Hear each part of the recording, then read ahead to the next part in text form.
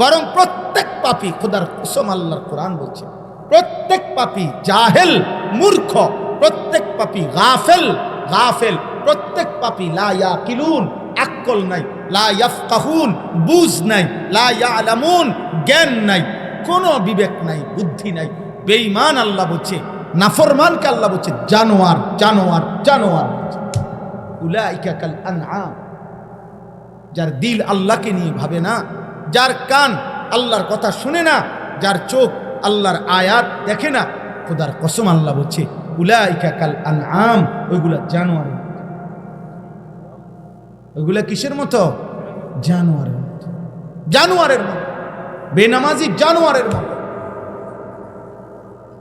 বেহায়া হারাম কর জানোয়ারের মতো। যার কাছে জীবন মানে হলো বাত্তরকারি আর পেশাব পায়খানা, যার কাছে জীবন মানে হলো কিছুক্ষণ রোজগার, কিছুক্ষণ উপভোগ, এক বেলা কামাই করে, আরেক বেলা উপভোগ করে, কতক্ষণ বিড়ি খায়, কতক্ষণ টেলিভিশনে নাচ গান দেখে, কতক্ষণ স্ত্রীর সাথে সময় কাটায়।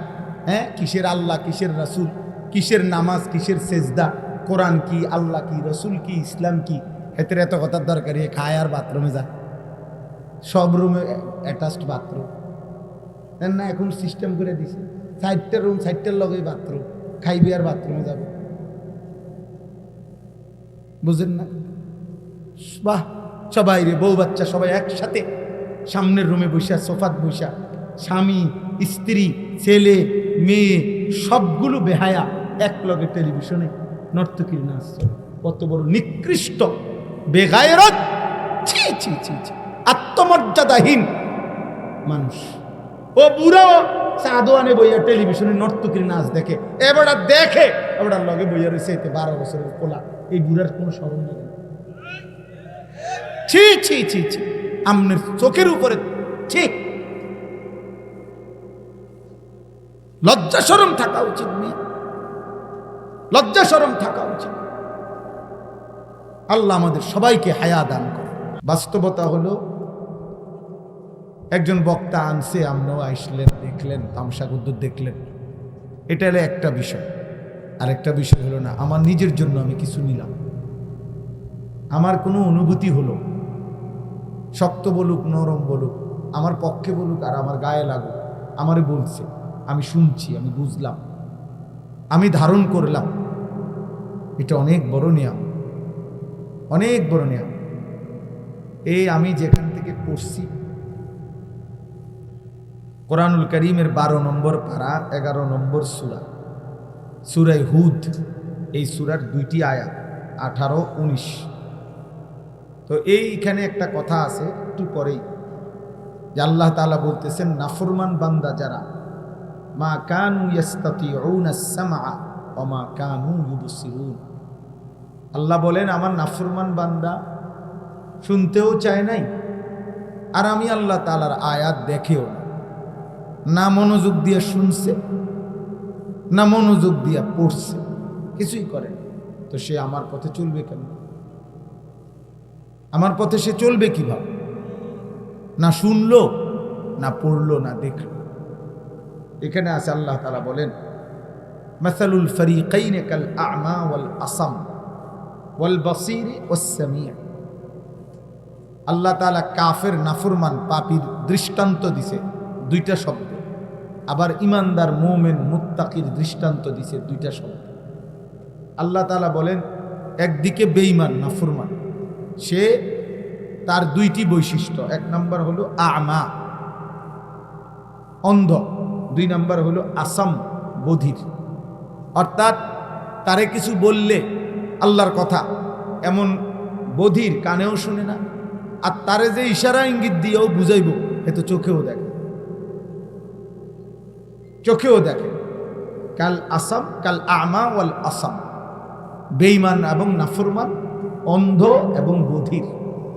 আর ইমানদার, মুমিন, মুত্তাকি, সামি' এবং বাসীর, সে চোখেও দেখে আল্লাহর আয়াত, সে কানেও শুনে আল্লাহর কথা। আল্লাহ বলেন, বলো তো, তোমাদের যদি বিবেক থাকে, এই 2 দল, একদিকের ব্যক্তি হলো অন্ধ এবং বধির। বধির বুঝছেন, মানে বয়রা, বয়রা, হ্যাঁ বয়রা, মানে কানে শোনে না, যে একদিকে অন্ধ, আরেকদিকে বয়রা, আরেকদিকে হলো শুনেও দেখেও। তো এই দুই দল বরাবর, কথা বলেন না, বরাবর বরাবর না। আল্লাহ তাআলা বলেন হাল ইয়াস্তাবিয়ানে মাসালা, এরা দুই দলের সাদৃশ্য কি এক? এক নয়। আল্লাহ তাআলা বলেন ইমানদার এবং নাফরমান এক, ইমানদার আর নাফরমান এক। তাহলে এই কথাটা খুব গুরুত্বপূর্ণ। আমি এই সবসময় এইটা নিয়ে আমার যুদ্ধ। ওই ভাই, ও গেঞ্জিওয়ালা ভাই, ওই বেটা বেয়াদব, ওর বেটা এখন যাও, চলে যাও থেকে, এখন হাসো কেন? ওই সময় বললা আমি সুন্দরভাবে বলি নাই আব্বা, এখন ধমক শুনলা কেন? এখন তোমার কেমন লাগলো কও? এতগুলো মানুষের সামনে যে ধমক শুনলা।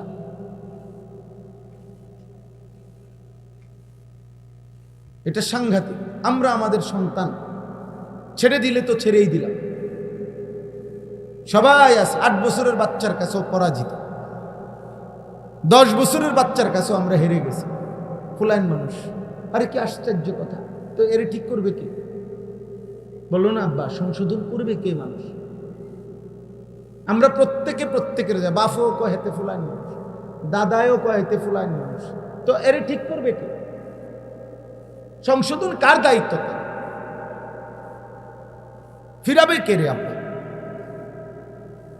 এই লক্ষ লক্ষ মুসলমানের জনবসতিতে, একটি পাড়া, একটা ইউনিয়নে এতগুলো মুসলিম ছেলে পেলে দিনের পর দিন 365 দিনের একদিনও ফজরের নামাজ পড়ে না, এদেরকে কেউ উঠাবে না?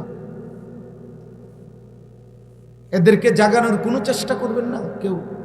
কে উঠাবে তাইলে? কে বলবে তাইলে? আপনার কারো গায়ে সইতেছে না, কেউ আমরা হিম্মত করতেছি, সবাই আমরা মনে করতেছি কোন রকমে খাইয়া দাইয়া আল্লাহ চালাইতে আছে। এটা কি কোনো কথা হইল? কোন রকমে খাইয়া দাইয়া বুঝি চললেই জীবন শেষ। খাইলেন দাইলেন, পেশাব পায়খানা করলেন, পেটের চাহিদা, লজ্জাস্থানের চাহিদা পূরণ করলেন, খালাস, এরপরে আর কিছু নাই। মৃত্যু কি হবে না? কবরে যাবেন না? তো কোরআনুল কারীমের মধ্যে আছে ওয়া আসলিহলি ফি যুররিয়াতি, একজন ইমানদারের দোয়া আল্লাহ শিখাইছে। মুমিনের দোয়া হবে এরকম যে আল্লাহ আমার জন্য আমার সন্তানদের ঈমান, আমল, আখলাক সুন্দর করে আমার জন্য। মানে কি? মানে হলো আমার ছেলে মেয়ের ঈমান আমলের বরকত, তারও জান্নাত, আমারও জান্নাত। আমার সন্তানের নাফরমানি, পাপ, অসভ্যতা, অশ্লীলতা, বেনামাজি জিন্দিগিতে তারও জাহান্নাম, এই কারণে আমারও জাহান্নাম। এই জন্য আল্লাহ শিখেছেন ওয়া আসলিহলি, আল্লাহ আমার জন্য আমার সন্তানদেরকে ঠিক করে। কারণ ওই নাফরমান হওয়া মানে আমিও নষ্ট, বরবাদ। প্রত্যেক অভিভাবককে কুল্লুকুম মাসউলুন আন রাইয়াতিহি, বুখারীর হাদিস। আল্লাহর নবী সাল্লাল্লাহু আলাইহি সাল্লাম বলেন প্রত্যেক অভিভাবককে তার অধীনস্থদের ব্যাপারে খোদার কসম কিয়ামতের দিন আল্লাহ তাআলা নিজে জিজ্ঞেস করবেন। তোমার হায়াত থাকতে ছেলেটা নামাজ পড়লো না, মেয়েটা পর্দা করলো না, স্ত্রী পর্দা করলো না, বলো বান্দা। ওয়া'মুর আহলাকা বিস-সালাহ, আল্লাহ বলছে তোমার পরিবারের সদস্যদেরকে নামাজের আদেশ করো। আল্লাহর বিধান এটা, আপনি ছেড়ে দেওয়ার কোনো সুযোগ নেই, কোনো সুযোগ নেই। নবীজি বলছে ওয়াদরিবুহুম আলাইহা ওয়াহুম আবনাউ 10 সিনিন, সন্তানের বয়স যদি 10 বছর হয়ে যায় আর যদি নামাজ না পড়ে, আল্লাহর কসম আল্লাহর নবী বলছে তাকে শাসন করো, প্রহার করো। তুমি বাবা, অন্য কেউর গায়ে হয়তো আহলাত লাগতে পারে, অন্যজনে মারলে, ধমক দিলে, থাপ্পড় দিলে তোমার কষ্ট লাগবে, আমার ফুট, ঠিক আছে, তুমি শাসন করো। নবীজি বাবাকে দায়িত্ব দিয়েছেন, মাকে দায়িত্ব দিয়েছেন, মাকে দায়িত্ব দিয়েছেন। আমরার কাছে দিয়ে দিছে, হুজুর দিছি আপনার কাছে, তারা এমনি জোনায়েত বাগদাদি বানাইয়া বাই ছড়াইবে।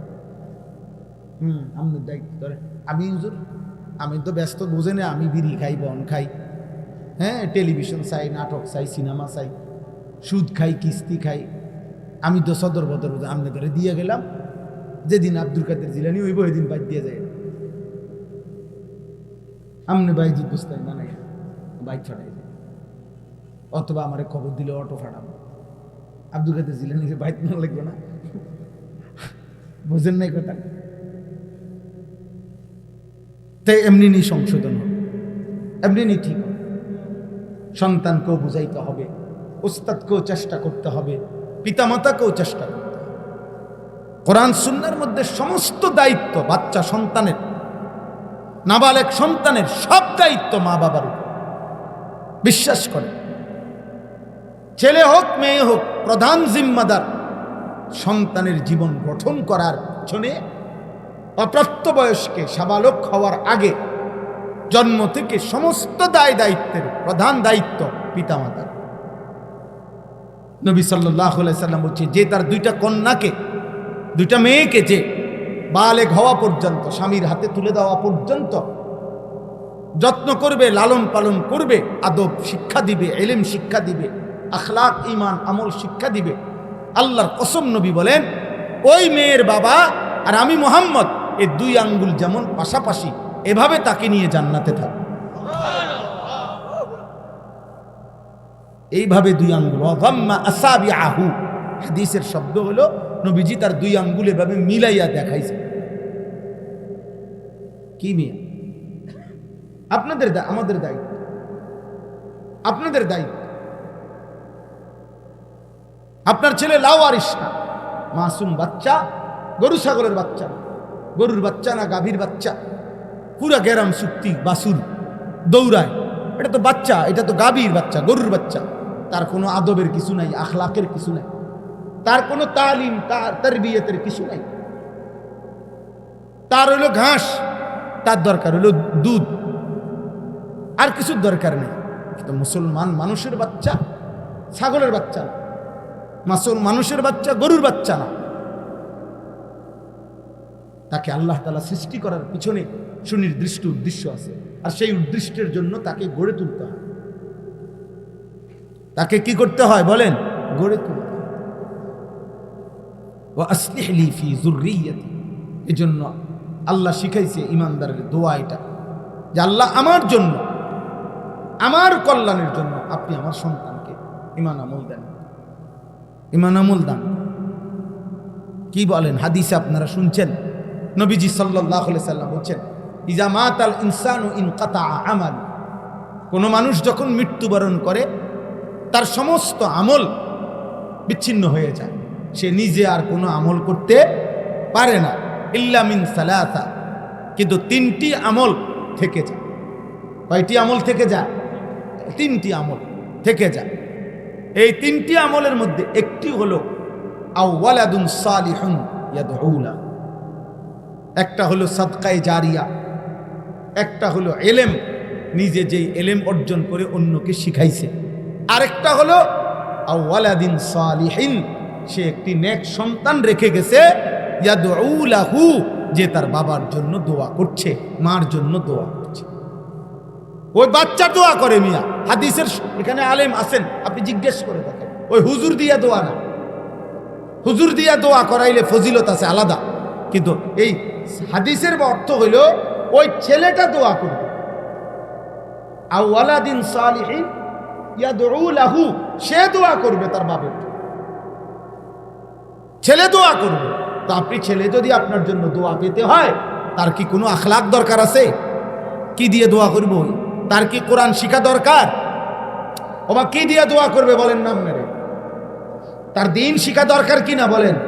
তা আল্লাহ যদি সে না চিনে, সে যদি দোয়া করতে হয় কি এটাই বুঝে না, দোয়ার জন্য করতে হয় কি এটাই জানে না, সে তো সে কি দোয়া করবে?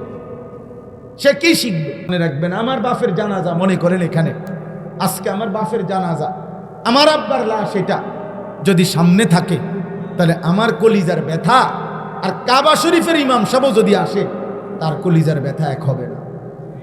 এটা আমার আব্বা, কাবা শরীফের ইমাম সাহেবের আব্বা না উনি, তাহলে আমি আমার বাবার জন্য যে পরিমাণ ব্যথা, ওনার সেই ব্যথা হবে না। তাহলে সেই সন্তান যদি তার বাবার জন্য দোয়া করতে পারে, সেটা কতটা দাম, কতটা দাম বলে।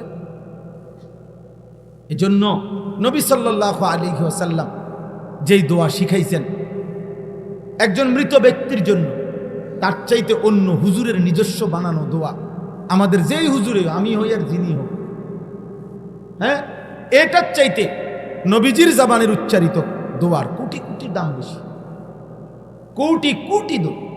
তো নবীজি শিখাইছেন মৃত ব্যক্তির দোয়া, আল্লাহুম্মা গফির লি হাইয়িনা ওয়া মাইয়িতিনা ওয়া শাহিদিনা ওয়া গায়িবিনা ওয়া সগীরিনা ওয়া কাবীরিনা ওয়া যাকারিনা ওয়া উনসানা, আল্লাহুম্মা মান আহইয়াইতাহু মিন্না ফাআহইহি আলাল ইসলাম ওয়া মান তাওয়াফাইতাহু মিন্না ফাতাওয়াফাহু আলাল ঈমান।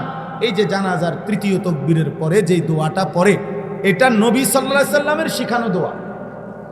কথা বলেন না, কার শিখানো দোয়া? তাইলে উনি যে দোয়াটা পড়ছেন নবীজি, আর আমরা সারা পৃথিবীর মোল্লা সব একত্র হইয়া দোয়া করলেও খোদার কসম ওই দোয়ার দাম বেশি। তা আমনের ফুতে তো এটা পড়তে পারে না, আমনের ফুতে তো এটা পড়তে পারে না। তো আলগা হুজুর দিয়ে যদি একেবারে বাইটটাও দেয়, এরপরও তো এই দোয়ার সমকক্ষ হবে না। তাহলে আল্লাহ নবী সাল্লাল্লাহু আলাইহি সাল্লাম বলছেন এটা। এই জন্য আব্বা, আমি আল্লাহ তোমারও ভালো করেন, উদ্দেশ্য কারো প্রতি বিদ্বেষ, বুঝাইতে চাই তোম করে। আমরা প্রত্যেকেই আজকে যারা বাবা, আমরা তাদের সন্তান, আগামী দিনে তুমি বাবা, তোমার সন্তান আসবে, এটা প্রজন্ম, এটাই সিরিয়াল। আল্লাহ তাআলার এটাই ধারাবাহিকতা। আমি যেমন আমার বাবার সন্তান, আমার সন্তান আছে 4 জন। আমার বাবা আমার দাদার সন্তান, আমার দাদা দাদার বাপের সন্তান। আমরা প্রত্যেকেই একদিকে বাপ, তো অতি অল্প সময়ের ব্যবধানে আবার আমাদের সন্তান, আমরাই সন্তান, আমরাই বাপ, ঠিক না বলেন? আমি আমার বাবার দৃষ্টিতে আমি সন্তান, আমার সন্তানের দৃষ্টিতে আমি কি বাপ। এই জীবন, এই দেখতে দেখতে দেখতে দেখতে বাস্তবতা তোমাদের সামনে। তোমরা যে কয়জন ছেলে আসো, তোমাদেরকে আমরা বুঝাইতে চাই এটা। তুমি এখানে থেমে থাকবা না। আজকে তুমি অবিবাহিত, আজকে তুমি তামসা করতেছ, আজকে তুমি একদিনও নামাজ পড়ো না। 365 দিনে, খোদার একটা বছরে কেউ তোমারে ফজরের নামাজে কোনোদিন মসজিদে দেখে নাই। আমার ভাইয়া বলো, বাবা, তুমি যখন বড় হইয়া বিবাহ করবা, তোমারও আল্লাহ যখন 10-12 বছরের সন্তান দিবে, তুমি তারে কি শুনাইবা? তুমি তাকে কি শুনাইবা? তুমি কি বলবা? তুমি বলবা এটা যে, বাবা, আমি তোর সেই বাপ, আমার বয়স যখন 16 বছর ছিল, আমি সারা রাত উলঙ্গ ছবি দেখতাম। আমি তোর সেই বাপ, আমার বয়স যখন 14 বছর ছিল, আমি 365 দিন আল্লাহকে কোনোদিন 5 ওয়াক্ত নামাজের সেজদা দেই নাই। বেনামাজি নাফরমান কি বলবে সে? চরিত্রহীন যুবক তুমি কি শুনাইবা? মোবাইল, নারী আর নর্তকী দেখে অভ্যস্ত নাফরমান কি শুনাইবা তুমি? আমার ছেলে নাহাবিমির জামাতে পড়ে। আমার ছেলে কওমি মাদ্রাসায় একটা জামাত আছে, নাহাবিমির একটা ক্লাস। আমার বাচ্চার ছেলেটা প্রথম, বড় ছেলেটা এখন ওই জামাতে পড়ে, ঢাকা সাইনবোর্ড। তা আমি তারে বলছি, আব্বু ভালো করে ফইরু আব্বা। 1996 সালে আব্বা আমিও নাহাবিমির যখন পড়ছি ঢাকা চৌধুরীপাড়া মাদ্রাসায়, হ্যাঁ আমি পড়ছি। আমি বলছি আমার ছেলেকে, আব্বা আমি সেই বছর 1996 সালে নাহাবিমির এই জামাতে, কওমি মাদ্রাসার একটা বোর্ড আছে, বেফাক, সারা বাংলাদেশে শিক্ষা বোর্ড, কওমি মাদ্রাসা বোর্ড, আমি সেই বোর্ডের পরীক্ষায় সারা বাংলাদেশে সেকেন্ড হয়েছি। তা আমি এটা আমার ছেলেরে কি করলাম, উৎসাহ দিলাম যে আব্বা তুমি ভালো করে পড়ো। তো আমি প্রথম কোরবানির আগে প্রথম মূল্যায়ন পরীক্ষায় ওই সাইনবোর্ড ওর মাদ্রাসা জামে আশরাফিয়ায় পরীক্ষার হয়েছে, রেজাল্ট দিছে। আমি দেখতে গেছি, আমি বললাম আব্বার রেজাল্ট দিছিনি তোমার? আব্বু দিছে। আমি বলি রেজাল্ট কই, কি রেজাল্ট হইল? আব্বু চলেন ওইখানে দেখেন, বোর্ডে লেখা আছে, আপনি দেখেন। মানে হে হাসতে হাসতে কইতেছে। আমি গিয়েছি, রেজাল্ট বোর্ডের মধ্যে আমার ছেলের নামে লেখা আছে ওয়ও 2 নম্বর। আশ্চর্য, আশ্চর্য। সে যেন আমার বদলা দিল আমার। আলহামদুলিল্লাহ। প্রিয় ভাই, বুঝাইলাম আর কি, একটা উদাহরণ দিলাম আর কি। তুমি কি বলবা? আমি যৌবন বয়সে নেশা করছি, আমি নারীর পিছনে পিছনে ঘুরতাম, আমি উলঙ্গ ছবির কাছে পাগল ছিলাম। ছি ছি ছি ছি, আফসোস। হায়াত পাইলে তো থামতে হবে, তো অচিরেই তোমার ঘর তোমারে লজ্জা। আমি একটু আগে বয়ানে বলছি, এই আগের বয়ানে এই কথাটা বলে আসছি। আমাদের কুমিল্লা মুরাদনগরের একজন আলেম বলছে, উনি বলছেন এই কথাটা। একটা লোক উনারে চোখের পানি ফেলে, উনার পরিচিত লোক জানাইছে, উনার মেয়েটা, ওই ভদ্রলোকের মেয়েটা আরেকটা ফুলার লগে ভাগ্যে গেছে, চলে গেছে। ভদ্রলোক খুঁজতে খুঁজতে বহুত চেষ্টা করছে, ফিরাইতারে না। শেষ পর্যন্ত ওই ছেলের নামে মামলা করছে, মামলা দিছে। আর ওই মেয়েটা, তার মেয়ে, ওই ভদ্রলোকের বাপের কাছে একটা চিঠি পাঠাইছে। ওই চিঠিতে লিখছে, বাবা, একই আচরণ আপনিও তো করেছিলেন, আপনি তো আমার মাকে ভাগাইয়েই বিয়ে করছেন, খোদার কসম আমি কোরআন হাতে বললাম। তো সেই মেয়ে বলছে, বাবা, যেই আচরণ আপনি করলেন, এখন আমিও সেটা করাতে আমার বেলায় আইসা মামলা দিলেন কেন?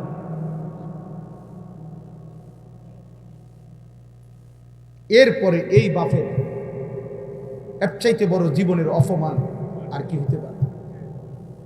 এর চাইতে বেইজ্জতি তার জীবনে আর কি? এর চাইতে বড় শাস্তি আর কি? এর তুনো লজ্জা কি হতে পারে?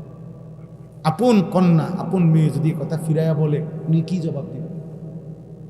উনি তো এটাই করছে, উনি স্বীকার করছে যে আমি এরকমই করছি। অতএব আব্বা, এটা শুধু ওয়াজ না, আপনাদের সবাইকে বলি, আপনারা আপনাদের ছেলেদেরকে ফিরান, আপনাদের মেয়েদেরকে ফিরান, আপনাদের স্ত্রীদেরকে ফিরান। বিশ্বাস করেন, আপনার আমার যে যেটুকু আছেন এখানে, এই গ্রামের হন, মূর্খ হন, সাধারণ মানুষ হন, কম শিক্ষিত মানুষ হন, খেটে খাওয়া মানুষ হন, দিন মজুর হন, ঠেলাওয়ালা হন আর কুলিওয়ালা হন, যদি আমার কথা বুঝে থাকেন, তাহলে এটা মনে রাখেন, আপনার মেহনত পরিশ্রম 24 ঘন্টা যে যা ব্যয় করতেছেন, তার প্রধান অংশ সময়কে ভাগ করেন। সময় ভাগ করে মূল অংশ ব্যবহার করবেন, সময় ব্যয় করবেন স্ত্রী সন্তানের ঈমান, আমল, আখলাক, চরিত্রের সংশোধনের জন্য। এমন দুর্ভাগা বাপ আছে, বদনসিব বাপ, 6 মাসে কইতারত না তার ফুতে কই থাকে, কই খায়, কই রাত কাটায়, দিন কাটায়, কই হেতে বেটা গেল ফসে কাম। তোর ফসে দিয়ে বেটা তোর ছেলে সারা রাত সারাদিন উলঙ্গ ছবি দেখে, তোর এই পয়সা কামাইয়া লাভ কি বেটা? কথা বলেন না? তোমার পয়সা দিয়ে তোমার স্ত্রী বেপরদা চলাফেরা করে, বাজারে বাজারে, মার্কেটে মার্কেটে মানুষের রং চায়, তোমার এই কষ্টের রোজগারের এই ঘাম ঝরানো পয়সার অর্থ কি? বলেন না, এটার ফায়দা কি? কি লাভ? আপনি আপনার ছেলের চুলের দিকে তাকাইয়া জিজ্ঞেস করেন না কেন, তুই মুসলমানের বাচ্চা, তুই আমার সন্তান না বেঈমানের সন্তান? জিজ্ঞেস করেন না কেন? কথা বলেন মিয়া। আপনি বাপ হইলে জিজ্ঞেস করেন, তুই আর্জেন্টিনার বেঈমানের ফুত নাকি আমার ফুত? বেটা কথা বলবে। তুই ব্রাজিলের ওই বেঈমানের ফুত না আমার ফুত? বল বেটা, বলো, ছাপ জিজ্ঞাসা করো যে বেটা তুই, আমি তোর বাপ, আমার জীবনে দেখ সত্যি তোর এমন গেঞ্জি গায়ে দিতে, তুই টাকাও দিলি কেন? বলেন না কেন?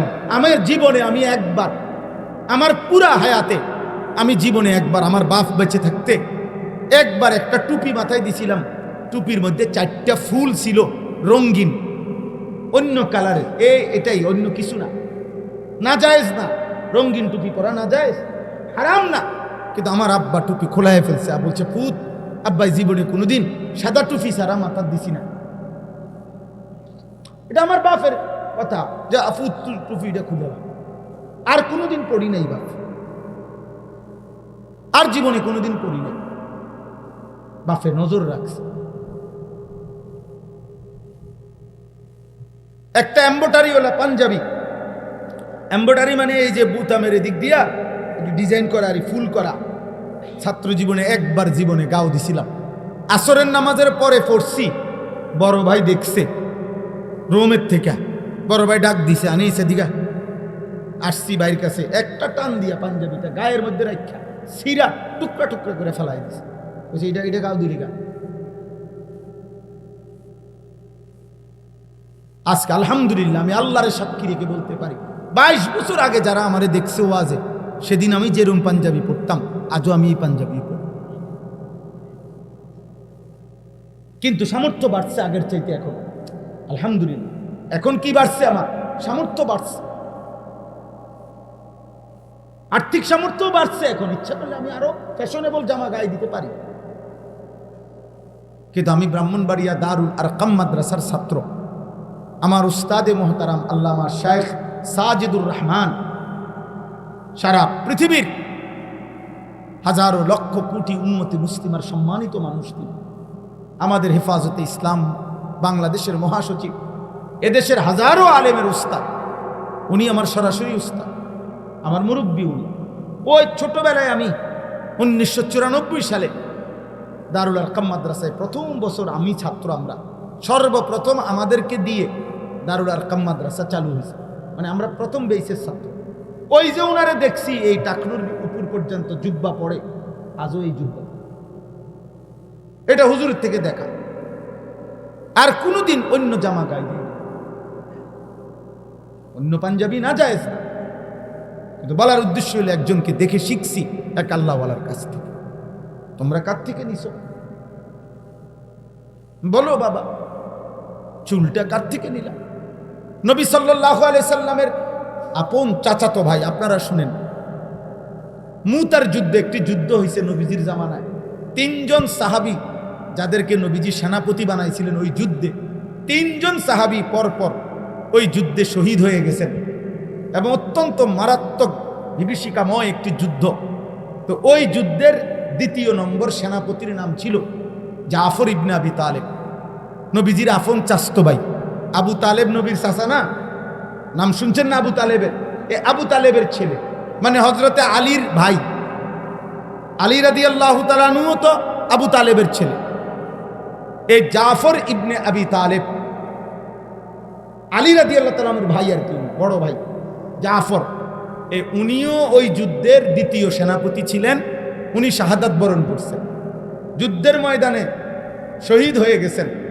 আল্লাহর নবী সাল্লাল্লাহু আলাইহি সাল্লাম মদিনায় বসে তখন কাঁদতেছিলেন, সাহাবাদেরকে বলছেন, সাহাবারা, আমার জাফর, আমার আপন চাচাতো ভাই, এইমাত্র শহীদ হয়ে গেল।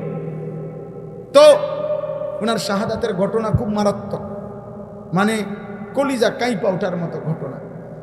ওনার শহীদ হওয়ার ঘটনা, যুদ্ধের ময়দানে ওনার দুশ্মনে প্রথম ডান হাতটা কেটে ফেলে দিছে। উনি সেনাপতি, তো উনি পতাকা বাম হাতে নিছে, বাম হাতে কোপ দিয়া কাইটা ফেলছে। উনি এই শুধু যেটুকু বাজু ছিল 2 হাতের বাইকি, এটা দিয়া দাঁতের মধ্যে কামড়াইয়া ইসলামের পতাকা উঁচা করে রাখছে। কিতাবে আছে উনি আপনার গর্দান, ওনার কল্লা বেঈমান কোপ দিয়ে আলাদা করে ফেলছে, কিন্তু কল্লা আলাদা অবস্থায়ও ওনার এই মুখ থেকে এই পতাকাটা দাঁত থেকে টাইমছে, তারা খুলতে পারে না, কোনোভাবে খুলতে পারে না। শেষ 3য় নম্বর সেনাপতি ছিলেন আব্দুল্লাহ ইবনে রাওয়াহা রাদিয়াল্লাহু তাআলা আনহু। এই সাহাবীকে জলদি যখন খবর দিছে যে জাফর শহীদ হয়ে গেছে, তুমি 3য় সেনাপতি, নবীজির ঘোষণা, কাজে তুমি গিয়া পতাকা নাও। এই আব্দুল্লাহ ইবনে রাওয়াহা উনি কাছে গিয়ে আল্লাহর কুদরত, এই লাশের সামনে, ওই খণ্ডিত মাথার সামনে দাঁড়াইয়া বলছে, জাফর পতাকা দাও। আমি আব্দুল্লাহ ইবনে রাওয়াহা তো পতাকা ছেড়ে দিছি। এমন মানে এমন লোমহর্ষক ঘটনা, আল্লাহর কুদরতে এবার ওনার দাঁত কি খুলে ফেলছে। তো এই সাহাবী দেখো ভাই, ছেলেরা তোমাদেরকে বুঝাইতে চাচ্ছি কোন কথাটা দেখো। এমন করুণ মৃত্যু যার হইল, শহীদ হইলেন। এই নবীজি তখন মদিনায় বসে কাঁদতেছিলেন যে সাহাবীরা, আমার জাফর শহীদ হয়ে গেছে, আমার জাফরের 2 হাত কাইটা ফেলে দিছে। নবীজি এই জন্য বলছে যে আল্লাহ তাআলা জান্নাতে আমার জাফরকে 2টা আলাদা ডানা হাত আল্লাহ কুদরতি লাগায় দিছে। তো নবীজি তখন সাহাবীদেরকে বললেন, চলো আমার জাফরের বাড়িতে চলো, তার স্ত্রী কন্যাদেরকে সান্ত্বনা দিয়ে আসি। উনি শহীদ হয়েছে না, তো ওনার বাড়িতে গেছে নবী নিজে। গিয়া দেখছে ওনার সান্ত্বনা দিছে, সবাই শুনাইছে, কাঁদতেছে, নিজেও সান্ত্বনা দিছে। তো ওই দিন যেদিন শহীদ হয়েছে, আজকে বাবা শহীদ হয়েছে যুদ্ধের ময়দানে। ওনার 3টা ছেলে ছিল তখন, হযরত জাফরের 3জন ছেলে। খোদার কসম আব্বা, একটা ছেলেও যদি শুনো, এই দিন যেদিন বাবা যুদ্ধের ময়দানে শহীদ হয়েছে, নবীর সাহাবী, ওনার 3 ছেলেকে উনি যখন দেখছে, সান্ত্বনা দিতেছে, আদর করতেছে, এই দিনে ওই সময় নবীজি দেখছে ওগর চুলগুলো মাথার একটু বড় বড়। সত্য কথা হলো, ও হাদিসের স্পষ্ট শব্দ, নবীজি তখন বললেন, উদউ লি আল হাল্লাক, তোমাদের মধ্যে চুল কাটতে পারে যেই সাহাবী, নবীজি বললেন তাকে ডেকে নিয়ে আসো।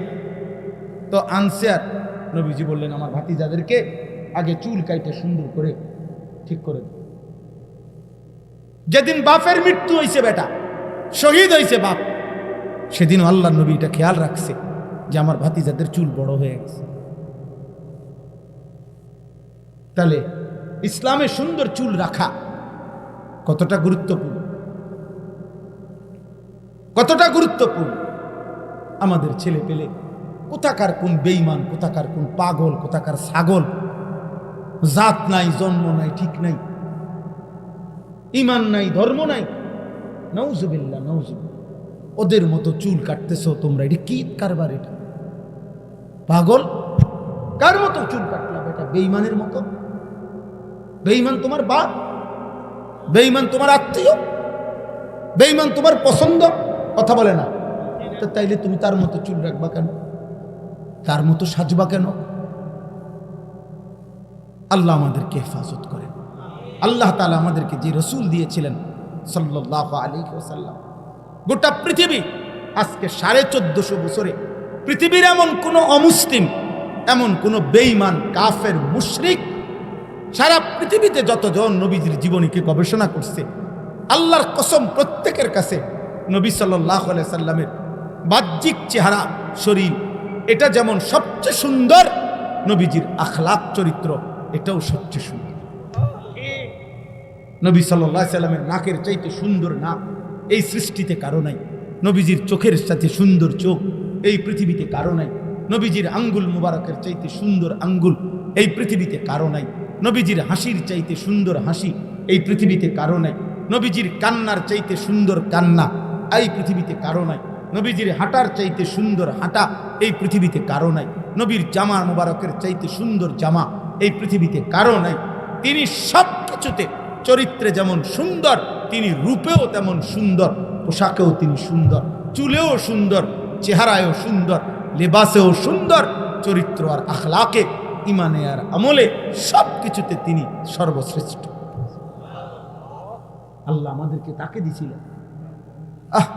দুর্ভাগ্য জাতি, হায় দাড়িওয়ালা মুসলমান, কারে ছাড়লি কারে ধরল, হায় বিড়ি খাওয়াই না মুসলমান, কারে ধরল কারে ছাড়ল। তোমার নবী সাল্লাল্লাহু আলাইহি সাল্লাম বিড়ি খাইতেন।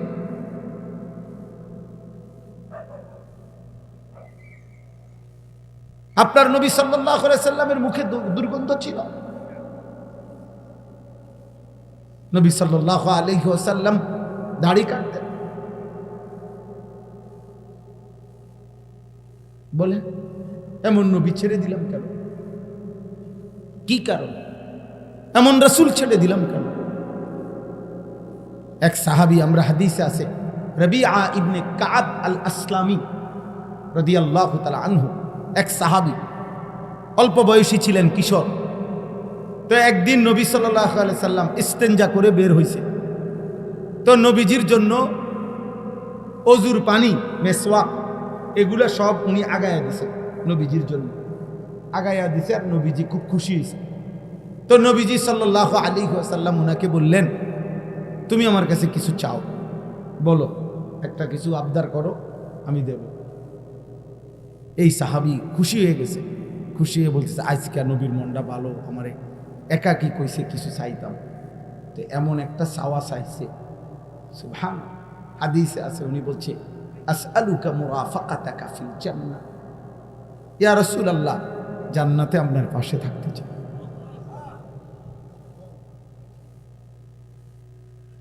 নবীজি বললেন, আওয়া গায়রি যালিক, অন্য কিছু চাও, এটা না।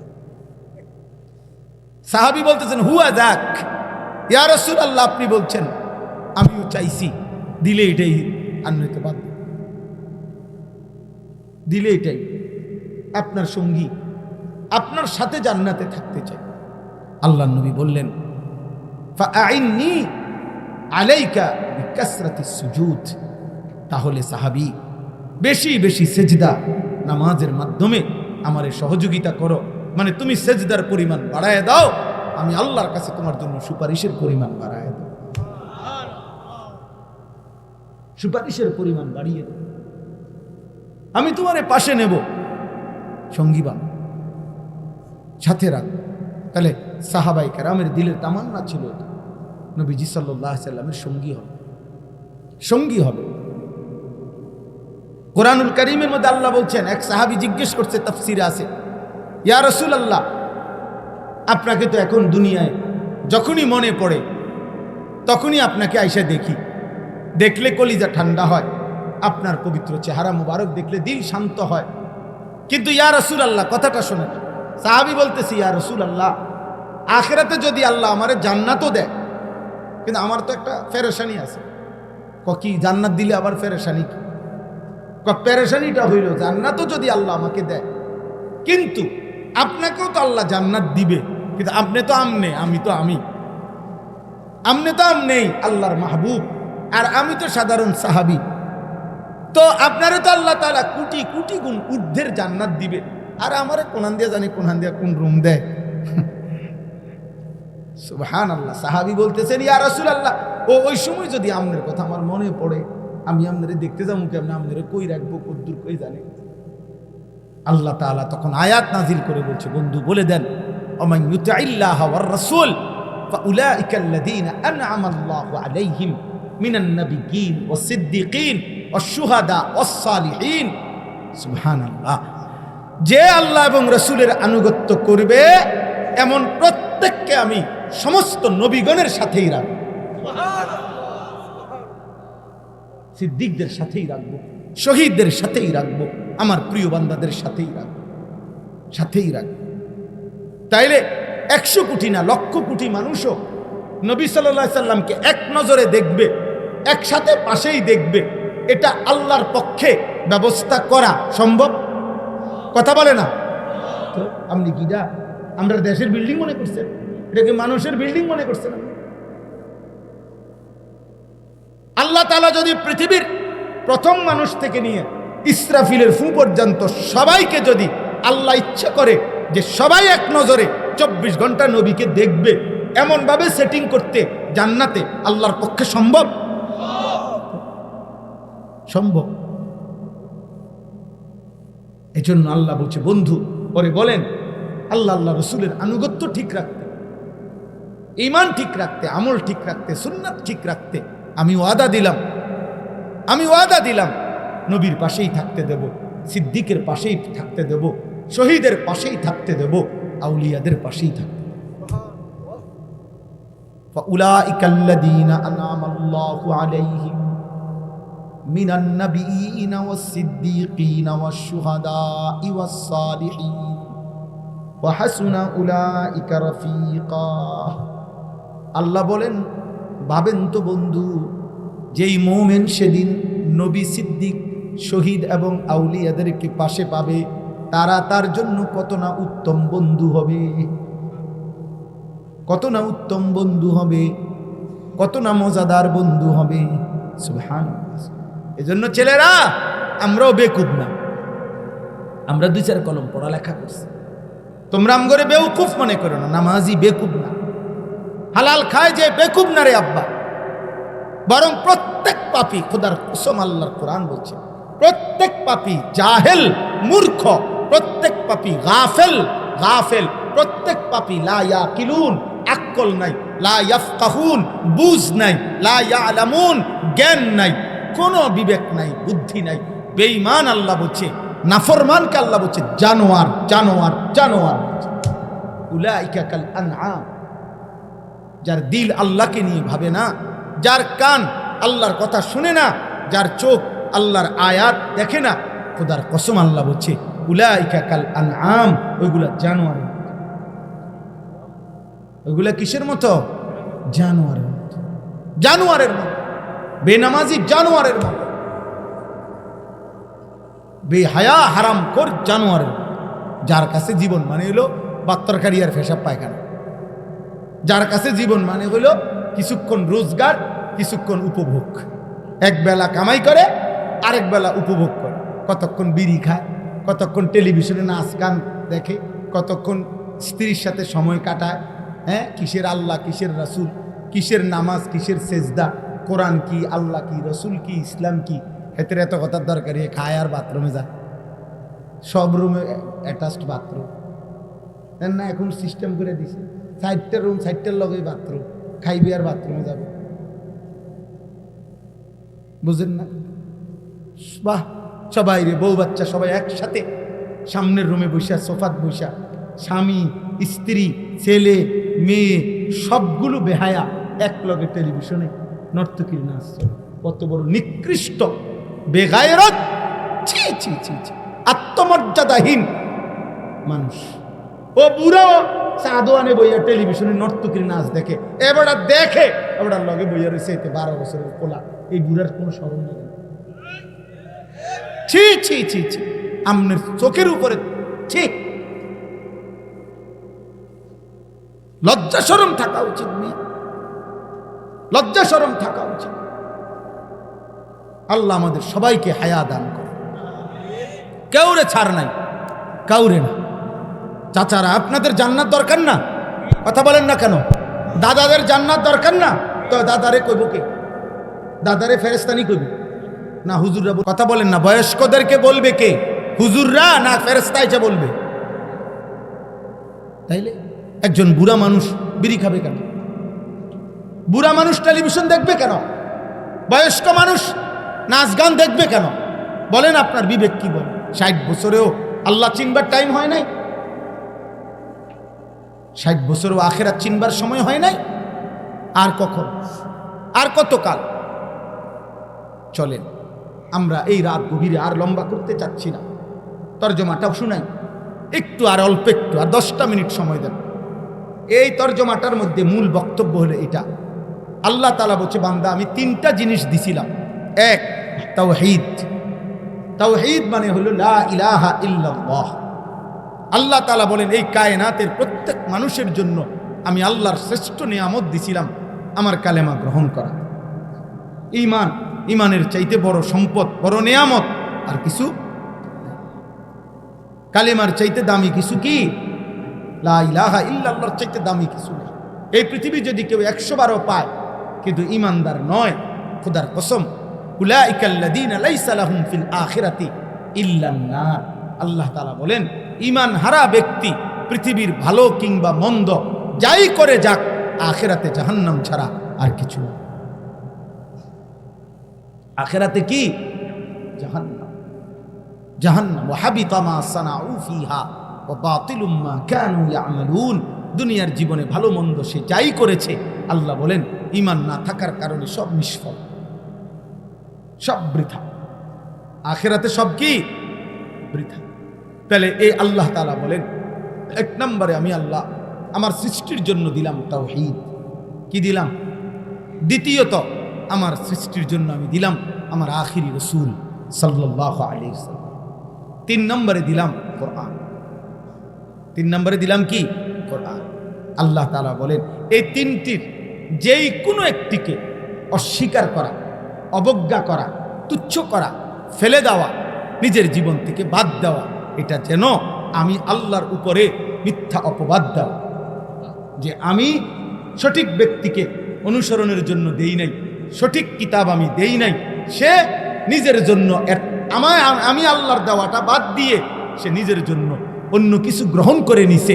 আল্লাহ বলেন ও যেন আমি আল্লাহর উপরে মিথ্যা অপবাদ দিল যে আল্লাহ নবী হিসেবে আপনি যারে দিচ্ছেন ওনার চলাফেরা আমার ভাল লাগে না, আমার ভাল লাগে বেঈমানের। কিতাব হিসেবে আমগরে যেই কিতাব দিছেন এটার বিধিবিধান আমার ভাল লাগে না। লা ইলাহা ইল্লাল্লাহ হিসাবে যেই কালেমা দিছেন এটা মেনে নেওয়া আমার পছন্দ লাগে না। আল্লাহ বলেন এর চাইতে বড় জালেম এই আসমানের নিচে জমিনের উপর আর কেউ হইতে পারে। ওমান আযলামু মিম্মান ইফতারা আলাল্লাহি কাযিবা, তার চাইতে বড় জালেম আর কে হতে পারে যে আমি আল্লাহর ব্যাপারে মিথ্যা অপবাদ দেয়। মিথ্যা অপবাদ দেয়, মিথ্যা অপবাদ দেয় মানে তিন জিনিসে, তাওহীদে, রিসালাতে, কিতাবে, কোরআন। কোরআন কোনো কিছু প্রত্যাখ্যান করা কোরআনের কথা, তার মানে আপনি আল্লাহকে যেন বলতেছেন আপনি সঠিক দিতে পারেন না। নাউজুবিল্লাহ। নবীজির কোনো সুন্নাত, নবীজির কোনো তরিকা কথাকে প্রত্যাখ্যান করা মানেই হলো আল্লাহ আপনি সঠিক ব্যক্তি আমাদের জন্য পাঠাইতে পারেন না। আর আল্লাহর কথাকে প্রত্যাখ্যান করা তাওহীদকে, তার মানে হলো আল্লাহ আপনি আমাদেরকে সঠিক কালেমা দিতে পারেন নাই। এর চাইতে বড় জুলুম, এর চাইতে বড় পাপ আর কিছু হইতে পারে? আল্লাহ তাআলা বলেন, এবার শুনেন, তাইলে প্রত্যেকের কাছে বলেন বাবা আল্লাহকে ভয় করেন, খামখেয়ালি করেন না। ছেলেরা বাবা তোমরাও খামখেয়ালি করো। প্রিয় ভাই, বারবার বলার সুযোগ তো নাও হয়, নাও হয়। হয়তো পৃথিবীর কেউ তোমারে মনে করলো না, বাবা মা সবাই থেকে তুমি ছুটে গেলা। অনেক ছেলে আসো, তোমাদের স্বাধীনতা ভোগ করতেছো তোমরা। এমন দুর্ভাগা বদনসিব যে বাপ মা দাদা দাদি নানা নানি চাচা মামা ফুফা খালু চাচি মামি ফুফি খালা এই সমাজের কেউ হয়তো আহারে এই নাফরমানকে কিচ্ছু বলে না। দিনের পর দিন রাতের পর রাত নারী, ছবি, নাটক, সিনেমা, মদ, জুয়া, অসৎ আড্ডা, অস্থির ছবি, মোবাইলের উলঙ্গ দৃশ্য দেখতেছে। বেচারার কপালে একজন অভিভাবক জোটে। আলহামদুলিল্লাহ, আমার মা ৭৫ বছর বয়স, আমার মা আজও একেবারে দুর্বল হয়ে গেছে, ছোট্ট হয়ে গেছে। মা আমার অনেক দুর্বল হয়ে গেছে, অসুস্থ, কিন্তু আজও মা জিজ্ঞেস করে ফুট নজর শুনি।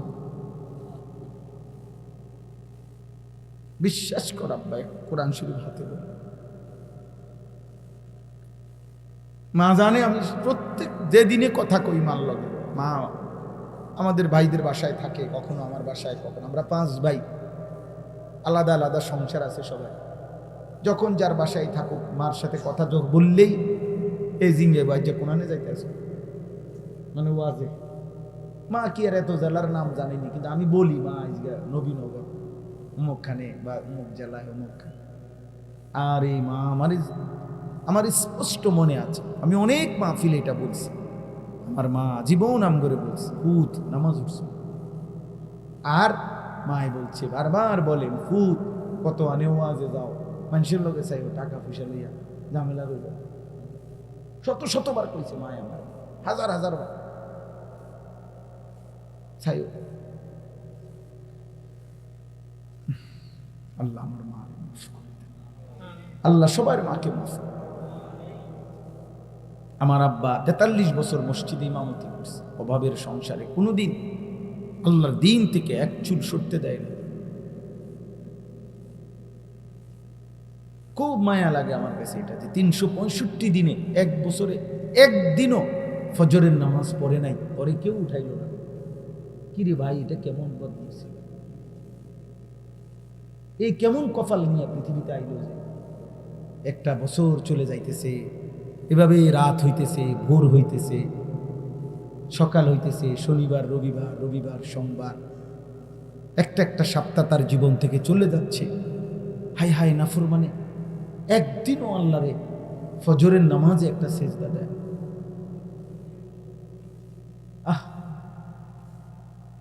হ্যাঁ ঠিকই বলছে চাচা, দুঃখেই বলছে আব্বা।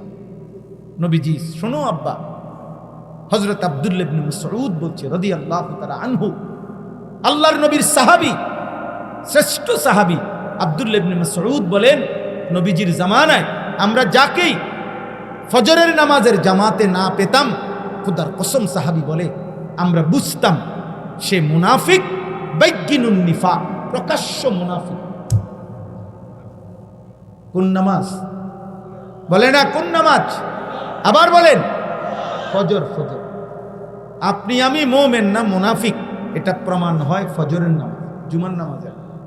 জুমার নামাজের ফজিলত অনেক, কিন্তু লোকটা কি মুমিন না মুনাফিক এটা প্রমাণ হয়, পরীক্ষা হয়, ইন্টারভিউ হয় ফজরের ওয়াক্ত।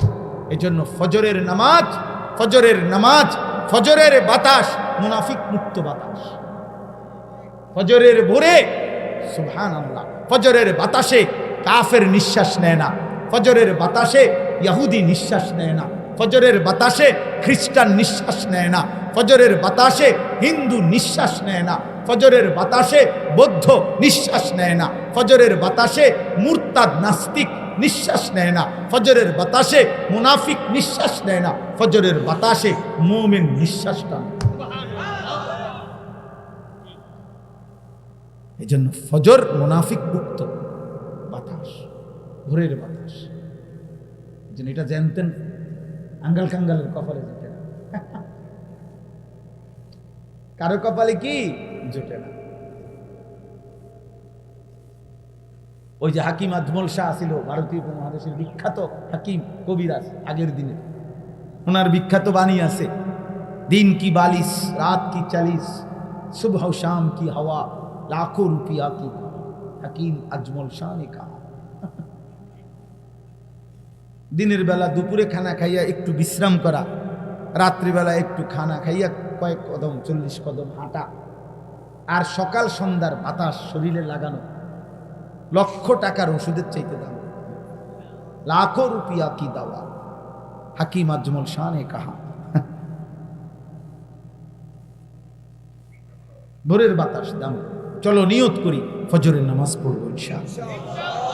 ছেলেরা বলো ভাই ইনশাআল্লাহ, দিল থেকে বলো আব্বা ইনশাআল্লাহ। তুমি নওজোয়ান, তুমি পারবা না কেন? তুমি, তোমার শরীরে পূর্ণ শক্তি আছে, তুমি পারবা না কেন আব্বা? তুমি মুসলমান বাবা, ভুলে গেলা কেন? মা ভুলে গেলেও আল্লাহ তো ছাড়বে না। বাবা যদি ভুলেও যায় তোমারে, আল্লাহ তো ছাড়বে না। এই সমাজের কেউ মনে করলো না তোমারে, কিন্তু আল্লাহ তো ছাড়বে না রে। আল্লাহ ছেড়ে দিবে ভাই? তো তাহলে তো তুমি আল্লাহ থেকে ছুটবা কেমন? আল্লাহ তাআলা বলেন, উলাইকা ইউরাদুনা আলা রাব্বিহিম, সেদিন হাসরের ময়দানে একটা একটা নাফরমান জালেম আমার তাওহীদকে যে প্রত্যাখ্যান করেছে, আমার রসুলকে যে প্রত্যাখ্যান করেছে, আমার কোরআনকে যে প্রত্যাখ্যান করেছে, এমন নাফরমানকে একজন একজন করে আমি আল্লাহর সামনে এনে পেশ করা হবে। ওয়ায়াকুলুল আশহাদ হাউলাইল্লাযীনা কাযাবু আলা রাব্বিহিম, আল্লাহ বলেন আমার পক্ষ থেকে নির্ধারিত সাক্ষীগণ একে একে পর পর সাক্ষী দিবে আল্লাহ, এরাই সেই নাফরমান যারা আপনার কথা মিথ্যা মনে করেছে। 5টা সাক্ষী আমাদের প্রত্যেকের বিরুদ্ধে, আমাদের প্রত্যেকের পাপের বিরুদ্ধে 5টা সাক্ষী। কয়টা? 1 নাম্বার এই বাম কাদের ফেরেশতা। এই ফেরেশতা প্রথম আল্লাহর কাছে সাক্ষী দিবে জবান দিয়া, আল্লাহ এই নাফরমান এই করেছে। 2 আমলনামা, ওই যে লিখিত যে খাতাটা ফেরেশতারা লিখছে, যেটা ডান কাঁধে বাম কাঁধের ফেরেশতা লেখে কিনা, এই লিখিত খাতা ফাইল আমলনামা 2টা। 3 নাম্বার আমাদের অঙ্গ প্রত্যঙ্গ, আমাদের হাত পা চোখ নাক কান, নিজের অঙ্গই নিজের বিরুদ্ধে সাক্ষী। কয়টা হলো? 3টা। 4 নাম্বার পায়ের নিচের জমিন, ইয়াউমা ইদিন তুহাদ্দিসু আখবার। কয়টা হলো? 5। মহান আল্লাহ নিজে, আল্লাহ নিজে। কয়টা হলো? আইনাল মাফার, আল্লাহ তখন জিজ্ঞেস করবে বান্দা এখন পালাবে কোথায়? হ্যাঁ বান্দা শোনো, ফেরেশতা কি বলে? আমলনামায় দেখো কি লেখা, শোনো তোমার অঙ্গ প্রত্যঙ্গ, তোমার শরীর কি বলে, শোনো পায়ের নিচের জমিন কি বলে, আর শোনো আমি কি বলি। ওয়ায়াকুলুল আশহাদ হাউলা ইল্লাযীনা কাযাবু আলা রাব্বিহিম, সবগুলো সাক্ষ্য বলবে আল্লাহ এই সেই নাফরমান যে আপনার কথাকে মিথ্যা মনে করেছে। আলা লানাতুল্লাহি আলায যালিমিন, সব শুনে আল্লাহ বলবে জালেম তোর উপরে আল্লাহর লানত। আস্তে কাঁদো, আস্তে কাঁদো, সাবধান। আলা লানাতুল্লাহি আলায যালিমিন, আল্লাহ বলবেন জালেম তোর উপরে আল্লাহর লানত। 40 বছর কেমনে রে তুই আমি আল্লাহরে ভুলে রইলি বান্দা, একটা বছর কেমনে আমারে সেজদা না দিয়ে থাকলি। বলো, আল্লাহ আমাদেরকে হেফাজত করুন। চলো ভাই, রাত গভীরে ফিকির করে ভাবেন, ভাবেন। কারোর জন্য কেউ আটকায় না, কারোর জন্য কেউ স্বার্থপর এই দুনিয়া। বাপও একদিন ছেলে মেয়েকে রেখে কবরে জায়গা। বলছি আস্তে কাঁদো, নামো এন থেকে, নামো, যাও নিচে যাও।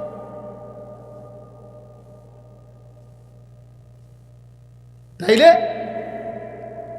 এই স্বার্থপর দুনিয়া একদিন বাপও সন্তানকে রেখে চলে যায়, মাও রেখে চলে যায়। এই দুনিয়া, এটাই আব্বা দুনিয়া। দুনিয়া কারোর জন্য কেউ আটকাবে না, আল্লাহর সামনের থেকে দৌড় দিবা কেমন? বলো না ভাই, কোরআন শরীফে আছে নাফরমান চিৎকার দিবে হাসরের ময়দানে, মা আগনা আন্নি মালিয়া, হায় আমার সম্পদ কাজে আসলো না। হালাকা আন্নি সুলতানিয়া, আহা আমার ক্ষমতা শক্তি আজ আমার থেকে হারিয়ে গেল। এভাবে চিৎকার দিবে আর আবল তাবল বকবে। কোরআন শরীফে আছে সূরা আল হাক্কার। এই তখন আল্লাহ বলবে, যখন পাপী ভয়ে এরকম আবল তাবল বলবে, আল্লাহর ফেরেশতাকে আল্লাহ বলবে খুযুহু ফাগুল্লু, এই ফেরেশতা তারে ধর, ধর তারে বাঁধে। ফাগুল্লু অর্থ আপনি জিজ্ঞেস করেন, আর অর্থ হলো তারে বেঁধে ফেল, বাঁধে, টাইট করে বাঁধে। ফেরেশতা বাঁধ দিয়া বলবে আল্লাহ বাঁধ দিছি, এখন কি করতাম?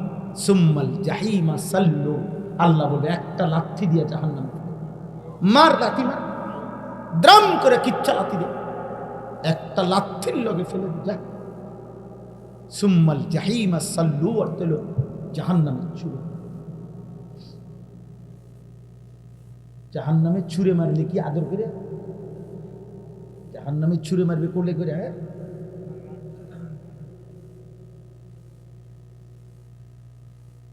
খুযুহু ফাগুল্লু সুম্মাল জাহিমা সাল্লু সুম্মা ফি সিলসিলাতিন যারউহা ৭০ যিরাআন ফাসলুকুহ।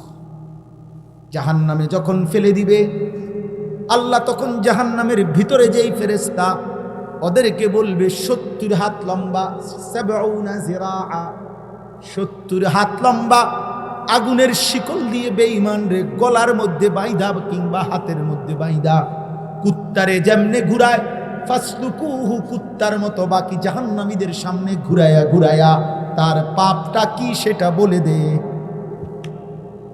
এইটার আপনি ফইরা দেখি, ফাসলুকুহু অর্থ হলো তারে ঘুরা, ৭০ হাত লম্বা শিকল দিয়া বাইন্দা তারে ঘুরা। বাকি জাহান্নামীদের কাছে বলে দে যে এই জাহান্নামী, এটা সুদখোর, এটা ঘুষখোর, এটা মূর্তি পূজা, এটা মুশরিক, এটা বেঈমান, এটা জুয়ারি, এটা নেশাখোর।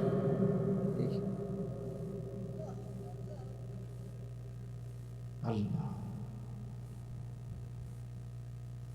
উনি এখন ভাবছি যে না, দুর্বল মানুষ, আপনার ভিতরে এখন অনুভূতি বলতে কথা তো মারাত্মক। হ্যাঁ, আল্লাহ মাফ করে দেন। আজকের দুর্বলরাই হয়তো একদিন সেদিন দেখবেন জান্নাতের বাদশা। আপনি যারে অন্ধ মনে করছিলেন, আপনি যারে বোবা মনে করছিলেন, আমি যারে পাগল মনে করছিলাম, আমি যারে প্রতিবন্ধী মনে করছিলাম, বেচারা তো দুনিয়ায় গুনাও কম। গুনাহ কম না, গুনার সুযোগ পাইছে কইছে, তো হেদো ওইখানে সবার আগে বাঁচতে যাবে না। আর আমরা বেশি চালাকরা তো হিসাব দিতে দিতে জীবন শেষ, ঠিক না? হ্যাঁ, আল্লাহ আমাকেই মাফ করে দেন। আল্লাযীনা ইয়াসুদ্দুনা আন সাবিলিল্লাহ, এই আল্লাহ বলেন কেন আমি লানত দিলাম জালেমের উপর? এজন্য কয় যে এই জালেম নিজেও আমার পথে চলে নাই, আর আমার যে বান্দারা চলতে চাইছিল তাদেরকেও সে বাধাগ্রস্ত করছে। আরে হবেটা হচ্ছে কইছিল ও নামাজটা কুদ্দুর ফিরে, আরে বাপরে, কি তো আব্দুল কাদের জিলানী না, নতুনে না বাপ লইছে লাগো, চিনি না তোমার এই সিটারের হদ্দার। এই একটা কইয়া হেরে কি করে দিল, শরম দিয়া দিল, বুঝেন নাই? মস্কারি করে তারে, বেচারা হয়তো চাইছিল বন্ধু নামের শয়তান সমবয়সী অথবা এরকম কেউ একজন ওরে একটা টিটকারি দিয়া, আরে বাপরে হাতে ভালো হয়ে যাবে, দেখতাম না কয়দিন, বুঝছেন নি কথা? ও নতুন বুজুর্গ হয়েছে, ও এই যে এই মানে একটা বাজে কথা বলে আহারে বেচারারে কি করে দিল। আল্লাহ বলেন ওই জালেমের উপরে, এই যে জালেম অন্যকে আমি আল্লাহর পথে চলতে বাধা দেয়, তার উপরে আল্লাহর লানত। দুই, ওয়ায়াবগুনাহা ইওয়াজা, যে কথায় কথায় আমার দিন ধর্ম, আমার শরীয়ত, আমার বিধান, আমার কোরআনে ভুল বক্রতা ত্রুটি তালাশ করে, তার উপরে লানত। আমল তো করে না, আর উল্টা যুক্তি, মাইতো না চাই, কত হুজুরে দেখছি উল্টা পাল্টা, এই শেষ। হ্যাঁ বটা এই জন্য আও রাখো, হুজুরে একটা ফেস লাগাই রাখছে দেশটার, 12 রকম হুজুর 13 রকম কথা কয়, আমরা কোন দিকে যাব? হ্যাঁ, আমাকেও ফেসে ফুরে আছে ওটা 40 বছর বিড়ি, আমরা ফেসে কাকা যায় 30 বছর সুদ খায়, আমরা ফেসে ফুরে, আমরা হুজুরের ফেসে ফুরা, উনি আজকে 60 বছরও চা দোকানে নর্তকীর নাচ দেখে, আমরা ফেসের কাজ, হ্যাঁ গপ মারেন, হ্যাঁ গপ ছুড়ে এলেন, ফাইজলামি দুনিয়া মস্কারি করে, সাদোয়ানের কথা, আসরের মাঠ সাদোয়ান, কথা বলেন না, আসরের মাঠ সাদোয়ান, তো এমন কথা বলেন না, লোক নাই, বুঝছেন? আশ্চর্য কথা। আপনি মনেই করেন ওয়ালাউ ফারজান, আমি মেনে নিলাম কোনো একজন হুজুরের কোনো ত্রুটি আছে, 100 বার হতেই পারে, এটা দুনিয়া, এটা জান্নাত না, কথা বুঝছেন না? কিন্তু মনে করেন আমার চোখের সামনের ব্যক্তি আগুনেই পড়ে গেল, তো এরপরে আর আমি থেকে লাভ কি, আমিও আগুনে পড়ে যাই, কথা বলেন না? তো ধরে নেন একেবারে বাস্তব প্রকাশ্য 100 সত্য যে এই হুজুরটা একটা ভুলের মধ্যেই আছে, তারপরও আপনি বুঝতেছেন এটা ভুল, আপনি বুঝতেছেন এটা হুজুরের পাপ, আপনি বুঝতেছেন এটা হুজুরের অপরাধ, তো তারপরও কি আপনি এটা করবেন? তো তাহলে এই যুক্তি দেখাইলে লাভ হইব কোনো? হুজুরের বিচার তো আল্লাহ করবে, আপনার বিচারও তো আল্লাহ করবে, কথা বলেন না? কোনো হুজুর হাসরের মাঠে দাঁড়াইতে হবে না, হুজুরের কোনো বিচার আচার নাই, হুজুরের আমল নামা নাই, তো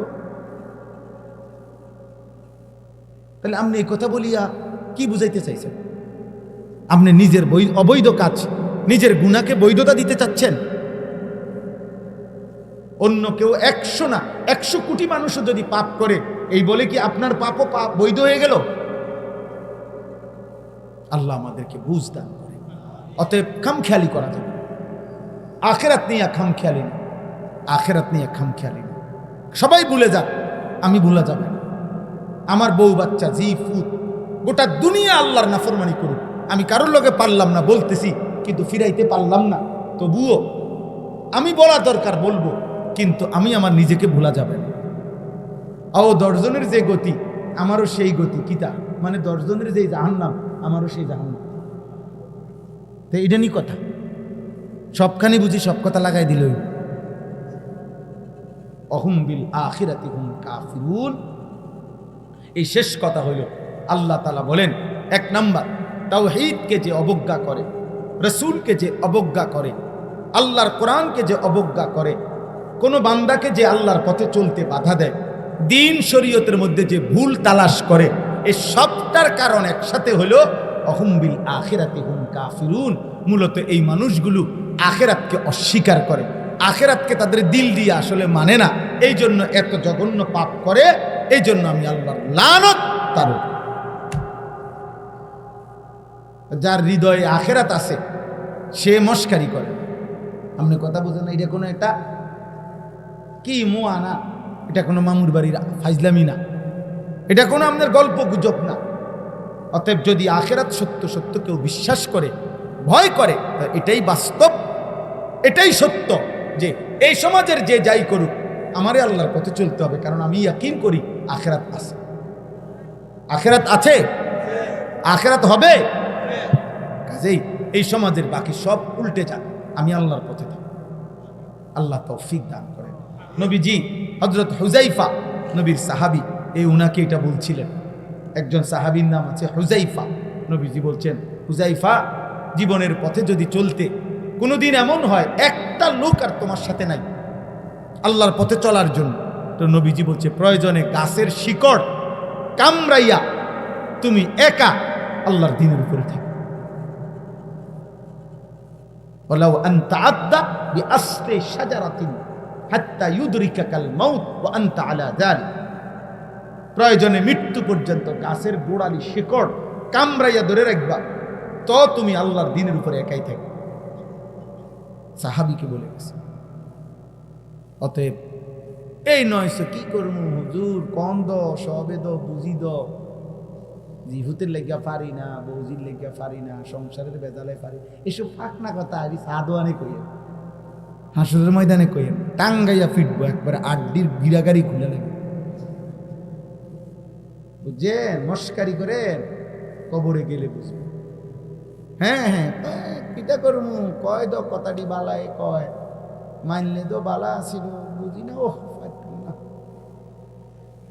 ফাইজলামি করেন। আখিরাতটা নিয়ে কি করতেছেন? আপনি মস্কারি করতেন আছেন না, ফাইজলামি করেন। কারে কর? আখিরাতে তো মামুলি হয়ে গেল।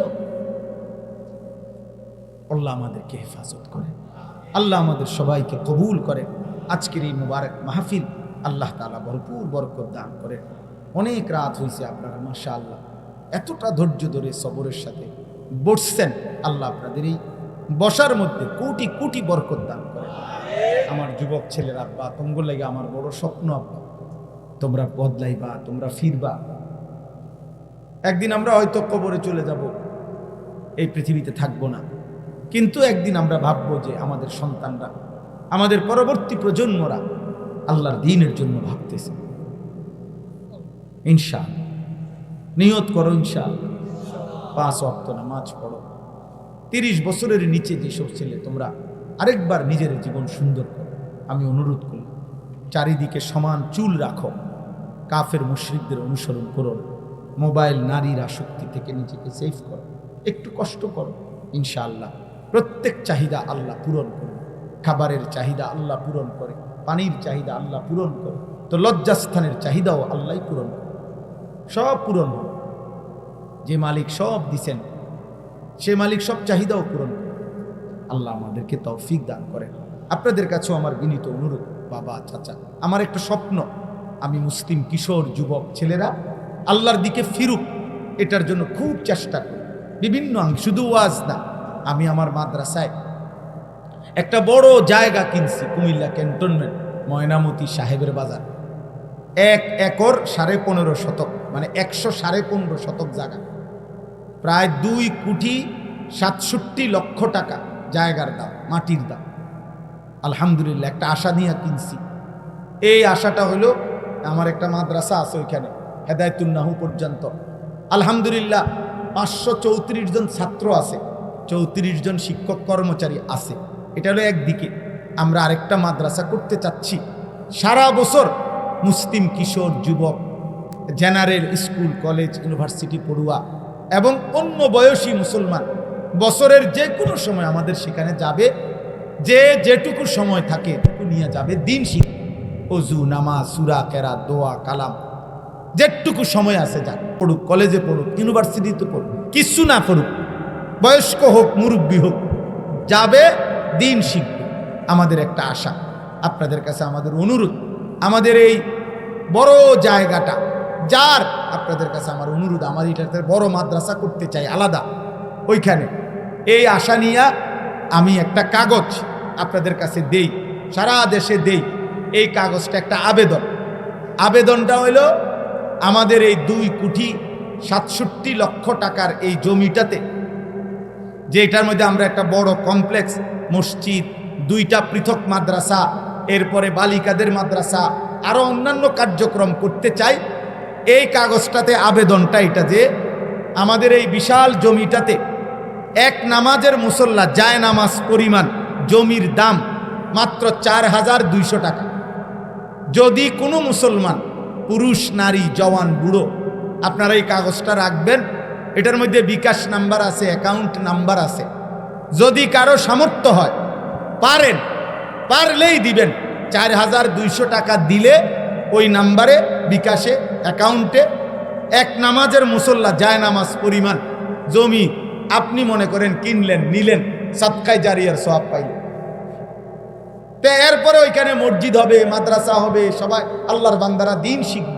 আমরা গত 25 সালে এই বছর জুন মাস পর্যন্ত, এই পর্যন্ত ভাঙ্গা 1550 মতো ছেলে অজু, নামাজ, সূরা, কেরাত শিখাইছে অল্প অল্প করে। এটা আমরা এখন করি 3 মাস পর পর। সামনের দিকে আমরা চাচ্ছি ওইখানে যদি ঘর করতে পারি, সারা বছর সবার জন্য মুক্ত থাকবে। যে যখন আসবে দিন শিখবে, যেটুকু সময় 3 ঘন্টার জন্য আসলো তো কমপক্ষে রুকু শিখলো, সূরা, কেরাত শিখলো। আল্লাহ তৌফিক দান করে।